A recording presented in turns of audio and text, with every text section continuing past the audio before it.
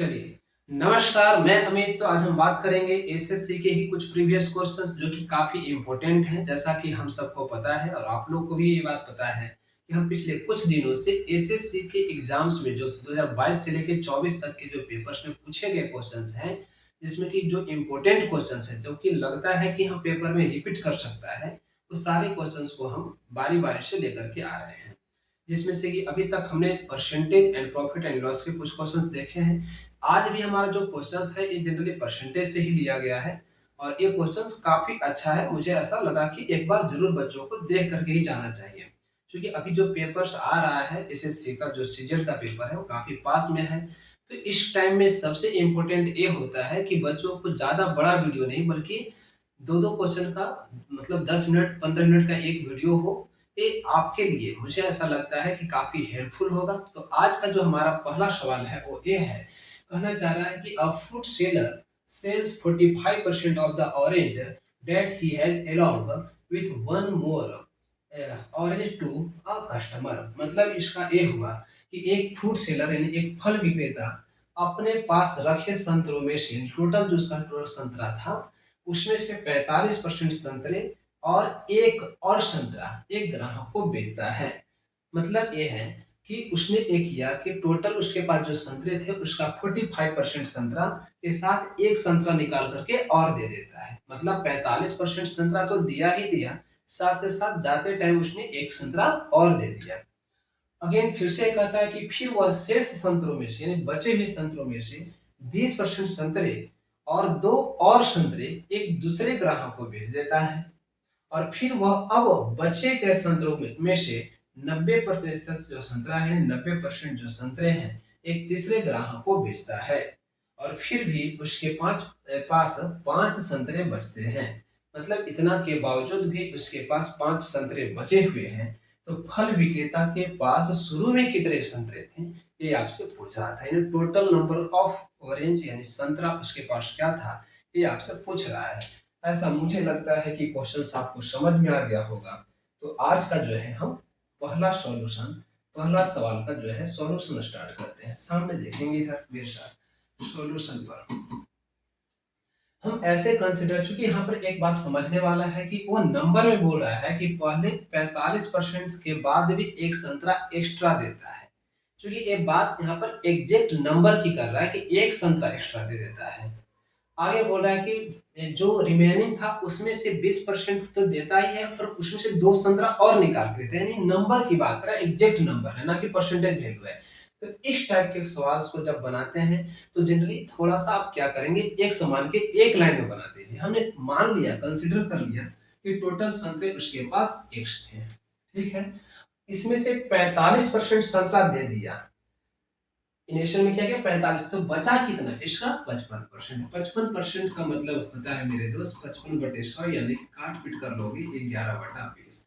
यानी कि अब उसके पास जो संतरा बचा है ये 11/20 था। 45% दिया 11 बचने यानी 55% बचा उसके पास। टोटल का 11/20 उसके पास था और जाते टाइम बोला कि लो एक और लेके चले जाओ, यानी कि एक और माइनस कर दो इसमें से। चलो ठीक है। अब जो रिमेनिंग है उसके पास इतना संतरा रिमेनिंग है यानी बचा हुआ है। आगे बोल रहा है कि जो बचे हुए शेष संतरे का 20% संतरा दूसरे को देता है। तो इसका 20% दे देता है तो बचा कितना इसका 80%। 80% का मतलब फिर से मैं बोल देता हूँ, 80% का मतलब 4/5 होता है। ये सारे फ्रैक्शनल वैल्यू जो है परसेंटेज का, मैं आपको बार बार ये बात बोल रहा हूँ कि फ्रैक्शनल वैल्यू आपको याद कर लेना है। अगर आप सही में दिल से चाहते हो कि मुझे सिलेक्शन लेना है और एकदम ईमानदारी से काम करना चाह रहे हैं तो आपको ये मेहनत करना पड़ेगा, रटना पड़ेगा मेरे दोस्त। नहीं तो फिर ऐसे तो दुनिया चल ही रही है ना। तो मैं इसलिए बार बार बोल रहा हूँ कि अगर आपको लगता है कि हाँ ये परसेंटेज वैल्यू कहाँ से आ रहा है समझ नहीं आ रहा है, तो मेरे दोस्त एक ही बात मैं बोलूँगा कि परसेंटेज का जो फ्रैक्शनल वैल्यू है यानी कि जो परसेंटेज को फ्रैक्शन में चेंज किया गया है, ये आप रट जाइए, ये काम कर जाएगा। और नहीं, अगर नहीं समझ में आता कमेंट में मार दीजिए कि सर मुझे नहीं समझ में आ रहा है कि कहाँ से रटना है, मैं एकदम चार्ट बना करके डाल दूंगा, आप वहां से याद कर लीजिए, कोई इशू नहीं है ना। अगेन कहना चाह रहा है कि 20% संतरा को उसने बचे ही का 20% उसने सेल कर दिया, तो बचा कितना 80%। 80% का मतलब 4/5 ये बचा हुआ है। अब जा रहा था 20% जब उसे दे दिया बचे हुए का, तो जाते जाते बोला कि दो और लेके चले जाओ, तो दो और माइनस कर दो। अब जो बचे हैं, यानी कि ये संतरे जो बचे हैं, इसमें से 90% तीसरे को दे देता है, जिसका मतलब 10% बचा है। 10% मतलब 1/10, जो कि 5 संतरे के बराबर है। अब एक लाइन में अगर चाहें कि इस क्वेश्चन को एक लाइन में बनाना है, तो एक लाइन में बनाया जा सकता है। मेरे दोस्त सामने एक बात आप नोटिस करके रख लीजिए, टीचर का जो पढ़ाया हुआ चीज होता है, हो सकता है कि टीचर को एक क्वेश्चन करने में 5 मिनट लग जाता हो, पर इसके पीछे का लॉजिक ये है कि टीचर समझा रहे होते हैं। अगर खुद करना हो टीचर को ना, तो वो 2 सेकंड में उड़ा कर फेंक देंगे, ये फैक्ट बात है, इसमें नो डाउट। पर क्या है कि कई बार लोग अभी जैसा मैं देख रहा हूँ ट्रेंडिंग में चल रहा है कि कोई एक टीचर दूसरे का जो है वीडियो उठाता है पढ़ाया हुआ किसी क्वेश्चन पर, और बोलता है कि ये करने नहीं आ रहा है, 5 मिनट लगे। अरे भाई, वो समझा रहे हैं, अगर उनके खुद करना होगा तो उड़ा के फेंक देंगे, इसमें नो डाउट। समझ में आ रही बात? तो मैं बार बार ये बात कहना चाहता हूँ कि ऐसा नहीं है, बनाना होगा 1 सेकंड 2 सेकंड में क्वेश्चन बन जाएगा। समझिए मेरे दोस्त सामने, समझिए इधर सामने, ये क्या है, 10 उधर जाएगा 50 बना देगा। अब 50 में ये दो को जोड़ दो, डायरेक्ट कर दो 52, है ना? तो x का 11/20 -1, और इसका कर लीजिए 4/5 इक्वल टू, मैं डायरेक्ट 45 करता हूँ। देखो यहाँ पर ये जाएगा, यहाँ पर 50 बना देगा, डिवाइड में जाके उधर मल्टीप्लाई हो गया। 50 में दो जोड़ दो 52, यानी कि 52। 13 चौके 52, 13 बार में 13 पचे 65 मल्टीप्लाई हो जाएगा। x का 11/20 -1 इक्वल टू, डिवाइड में है इधर जाके मल्टीप्लाई में 65 में यहाँ से क्लियर लिख देता हूँ 65। अब 65 में एक ऐड कर दो 66, यानी कि x क्या 11/20 66, 11 से 6 बार में 20 छक्का 120, यानी कि आपका सी इज द राइट आंसर। यानी कि x का जो वैल्यू आ गया वो कितना आ गया, 120 आ गया। x का जो वैल्यू आ गया आपको समझ में आ गया होगा, x equal to 120। Total number of orange जो था वो कितना था, 120 था। 1 सेकेंड में इस क्वेश्चन को उड़ाया जा सकता है, इसमें नो डाउट। क्वेश्चन देखने में बहुत बड़ा है पर बनाने में बहुत सिंपल इजी। समझ में आ रही बात? अगेन चलते हैं नेक्स्ट क्वेश्चन। अगर समझ में आ जाए तो क्या करना है, इसका स्क्रीनशॉट ले लीजिए। बाकी हम चलते हैं नेक्स्ट क्वेश्चन पर। आज का सवाल नंबर 2 सामने देखेंगे। आज का सवाल नंबर 2 है ना, सवाल नंबर 2 सामने। इधर मैं थोड़ा सा इसे एडजस्ट कर लेता हूँ। सवाल नंबर 2 सामने क्या कहना चाह रहा है, a man started of a business with a certain capital amount. एक व्यक्ति जो है कुछ अमाउंट के साथ, कुछ पैसे के साथ बिजनेस स्टार्ट करता है। In the first years he earn 60% profit and donated नहीं बल्कि donated 50% of the total capital. मतलब इनिशियल अमाउंट जो उसके पास था वो, और जो प्रॉफिट कमाया था वो, दोनों को मिलाने के बाद जो टोटल अमाउंट हुआ उसका 50% डोनेट कर देता है। He followed the same procedure with the remaining capitals after the second and the third years।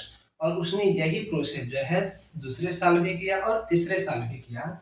If at the end of the 3 years he left with 15,360, यानी 15,360, इतना करने के बाद उसके पास 15,360 रुपया बचता है 3 साल के अंत में। इसका मतलब हुआ कि 3 साल के अंत में 15,360 रुपया उसके पास बचता है। What was the initial amount, total amount initial में उसके पास कितने था, with which the man started his business. मतलब जब उसने बिजनेस स्टार्ट किया था तो उसके पास टोटल अमाउंट कितना था। मुझे ऐसा लगता है क्वेश्चन समझ में आ गया होगा। दूसरी बात मैं आपको बता दूं कि अगर नहीं समझ में आए तो थोड़ा सा हिंदी को ढंग से एक बार रीड कर लेंगे, बढ़िया से पढ़ लेंगे, समझ में आ जाएगा। चलते हैं हम लोग सॉल्यूशन पर। आज का ये हमारा सवाल नंबर 2 है, सॉल्यूशन नंबर 2 सामने देख लेंगे इधर, है ना? इधर सामने मेरे दोस्त सामने, है ना? इधर आप सामने देखेंगे। आज का सवाल नंबर 2 कहना चाह रहा है, एक व्यक्ति ने एक निश्चित पूंजी के साथ व्यापार शुरू करता है। हमने मान लिया कि वो 100% उसके पास पूंजी था। टोटल पूंजी उसके पास कितना था, 100%, यानी 100 था। हमने ये सिर्फ मान लिया कि 100 है। ऐसा हमने क्यों माना, क्योंकि रीजन है कि 60% लाभ कमाया है। सारा वैल्यू परसेंटेज में, कोई यहाँ पर एक्चुअल वैल्यू का कोई डिस्कस नहीं किया गया, सिर्फ लास्ट में दिया है कि अब उसके पास इतना रुपया बचे हैं। तो हम डायरेक्ट परसेंटेज पर बना सकते हैं। 100 था, 60% प्रॉफिट इस पर कमाया। एक साल के बाद उसने कितना प्रॉफिट कमाया? 60%। तो इसका 60% का मतलब 60 रुपया उसने कमाया। एक साल के बाद जो उसके पास पूंजी हो गया वो कितना हो गया? 160 रुपया टोटल अमाउंट हो गया। आगे कहता है कि जो पूंजी था और जो वो उसने प्रॉफिट कमाया, यानी पूंजी उसके पास 100 था और प्रॉफिट उसने 60 कमाया, तो टोटल 160। इसका 50% दान कर देता है। यानी इससे एक साल के बाद, आफ्टर 1 ईयर्स मेरे दोस्त, फर्स्ट ईयर्स में ऐसा हो गया ना, एक साल के बाद। अब एक साल के बाद इसमें से उसने क्या किया? 50% दान कर दिया, बचा कितना? 80। अब उसके पास कितना बचा? 80। समझ में आ रही बात? मेरे सामने बात ध्यान को सुनेंगे, है ना? अब उसके पास बचा कितना? 80। अब कह रहा है कि इसी 80 में फिर से वही प्रोसेस, यानी इसका 60% फिर से प्रॉफिट कमाया। तो इसका 60% कमाने का मतलब ये होता है, 60% का मतलब होता है मेरे दोस्त 3/5, यानी 5 था, 3 कमाया, 8 हो गया। तो 8/5, इसका 60% का मतलब कि अब जो है ये 2 साल के बाद, यानी कि सेकेंड ईयर्स में अगर बात करूं तो कितना हो गया? 80 का 8/5। ऐसा हम क्यों बोल रहे हैं कि 80 रुपया अब उसके पास बचा था एक साल के अंत जब किया, तो 160 था और 160 में से आधा दे दिया दान में, बचा कितना? आधा, यानी कि 160 का हाफ करोगे तो 80।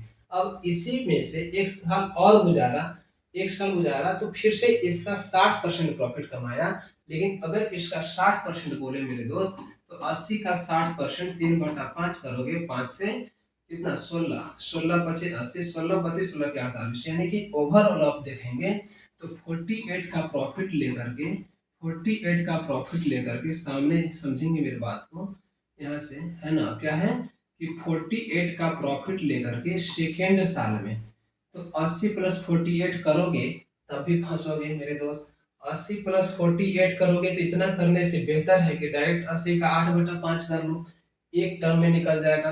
वन शॉट मार दो यहाँ से, 16 बार में 16 8 128, यानी कि 2 साल के अंत में उसके पास कितना बचा? 128 रुपया।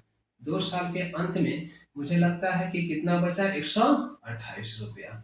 ऐसे भी 80 + 48 कर लिए होते तो वो 128 ही आता, इससे ज्यादा नहीं आता। अगेन अब जो है इसमें से फिर से उसने 50%, यानी कि इसका 50% का मतलब हो गया कि इसका आधा पैसा दान दे दिया, यानी 2 साल के अंत में अब उसके पास बचा कितना? 64 रुपया, क्योंकि आधा तो दान दे दिया।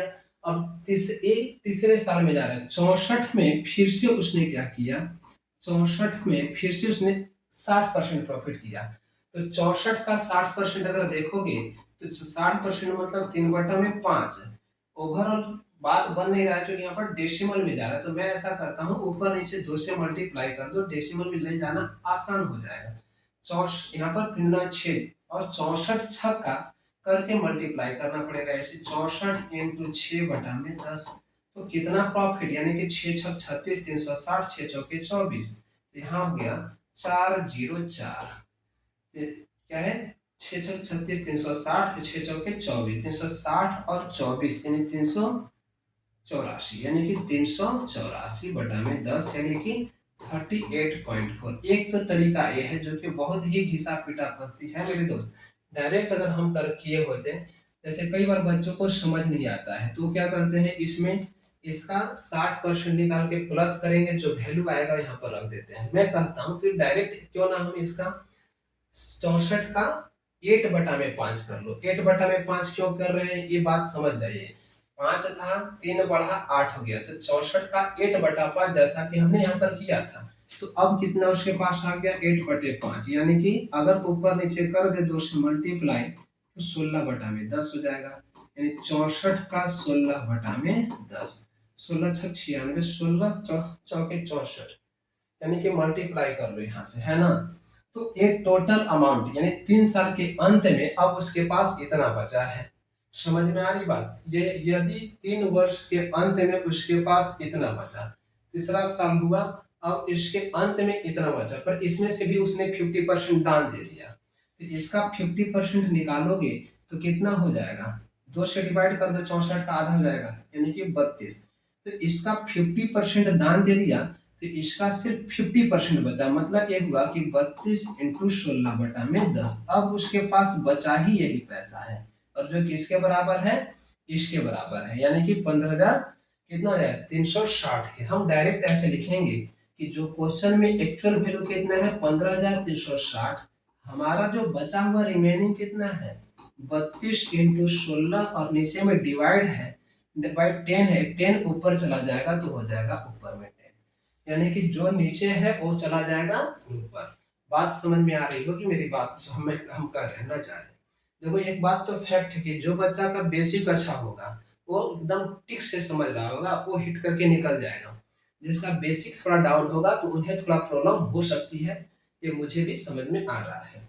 ऐसे कट करते हैं, यहाँ से 4 से मुझे लगता है कटेगा, 16 से भी कट जाएगा, 16 चौक 44 से, 16 चौक 44, 16 9 बसेठ है, 16 9 44 से, 16 चौक सॉरी 16 7 112, 16 8 100, 16 9 44 से, 9 बार में 144 और 6 3 9, हाँ 16 से कट रहा है, 16 9 44 से बचा 96, 16 छक 96, यानी कि 960 बार में कट गया।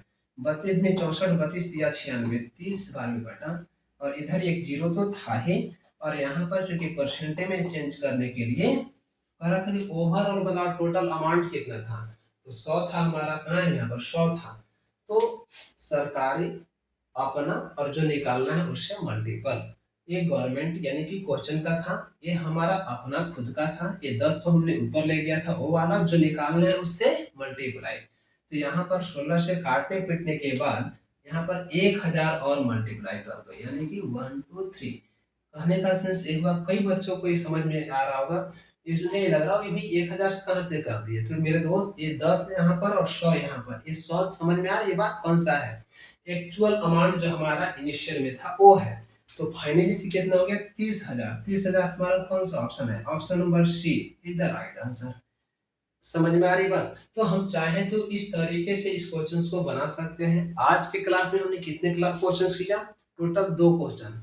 मैंने आपसे बोला था कि अगर आपको नंबर ऑफ क्वेश्चंस लगता है कि आपके लिए ये क्वेश्चंस काफी बेनिफिशियल है, हेल्पफुल है, चाहते हैं कि नंबर ऑफ क्वेश्चन बढ़े, तो आप कमेंट बॉक्स में जरूर बोल दिया कीजिए कि सर इस सीरीज को कंटिन्यू रखिए और नंबर ऑफ क्वेश्चन थोड़ा सा बढ़ा दीजिए। मुझे ऐसा लगता है कि डेली बेसिस पर अगर आपको 15 या 20 मिनट का एक वीडियो मिलना चाहिए जिसमें एकदम दमदार कंटेंट लेकर के आए कोई, तो मैं ट्राई करता हूँ कि वैसा क्वेश्चन लेके आऊँ जो देखने में बड़ा हो और सॉल्यूशन उसका एकदम छोटा हो। क्लियर बात है। तो आज के लिए सिर्फ इतना ही, नेक्स्ट क्लास में हम फिर मिलेंगे तो ऐसे ही 1 या 2 क्वेश्चन जो इम्पोर्टेंट है उसे हम लेकर के आएंगे। तब तक के लिए अपना ख्याल रखना है। Take care, bye, good night.